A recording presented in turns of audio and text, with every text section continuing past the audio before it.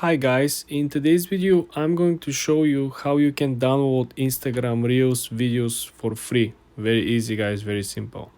So let's launch the Instagram app and find a video or reel that we want to download. Okay, let's take a look at, let's try to download this video over here. All we gotta do is to click on the upper right, click on the three dots of the video.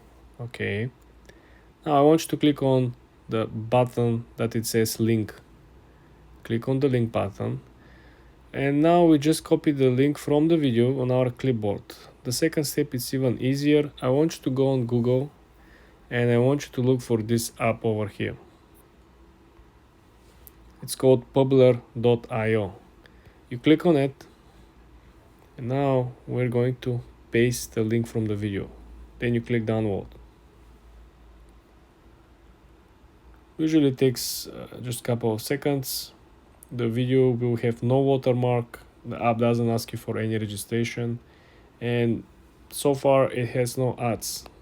This is the video, and this is the download button where you can actually download the video. For more tips and tricks like this guys, subscribe and follow for more.